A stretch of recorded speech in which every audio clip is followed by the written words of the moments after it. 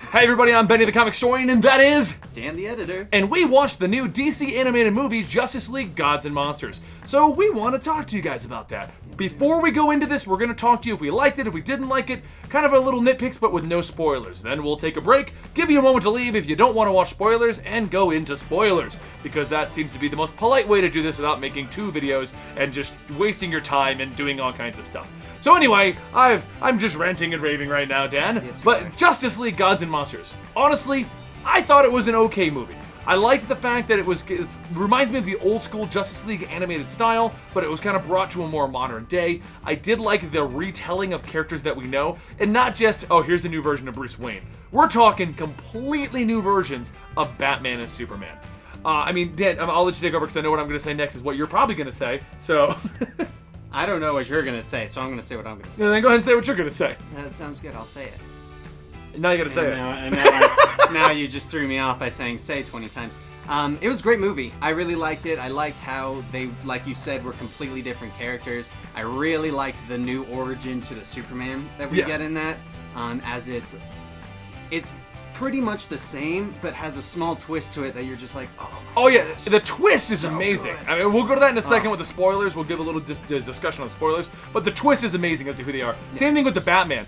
The Batman's entire... I won't lie. The Batman kind of confused me because of the way that the bad guys looked, that I wasn't entirely sure. I'll save that for the spoilers. Okay, I'll save it for the spoilers. In the end, what we're saying is, go check out the movie. We do think it's a great movie. We think it's a great retelling of characters that we know and love, and I can't wait to see if they're going to do more with this universe. There is an additional 3 comic books coming out, and I know you were going to say something, and I cut you off, and it's awesome. There are 3 additional comic books coming out with more origins behind the characters, and if you are still iffy on it, go to the Machinima channel. They have these 3 shorts that explain a little bit more about the characters themselves. But what were you going to say, Dan? I was going to say that this one was actually kind of Injustice-like, that I wanted to mention because it was the Justice League we know. Okay, not completely know, but similar to the one that we know. Right. But they're a lot more violent. Yeah, it's a lot more violent. It's a lot more violent than you're used to with the Justice League. But we're going to stop right here, and we're going to say go check out the movie. If you want to get a teaser, go to the Machinima channel, check out the comic book, but it is worth picking up. But now, everyone freeze frame for the spoiler warning.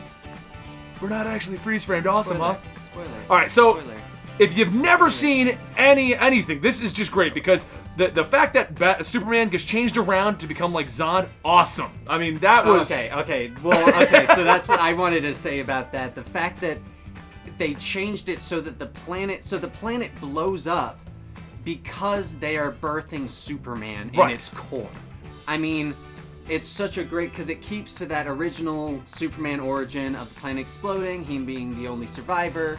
Jor-El is still the one to warn them about it all, but in this one, Zod is the father, and he causes the planet to explode by birthing him and creating him in the core. It was awesome. I thought it was an incredible, different idea behind Superman, and they added to that by still giving us a pseudo-Superman that we love, because while he didn't know his history, he was kind of raised in a moral way, but not by the Kents, by somebody else. So he's kind of like an anti-hero Superman. It's really cool. But I personally like the Batman retelling because they just completely went away from the Batman that you know and love.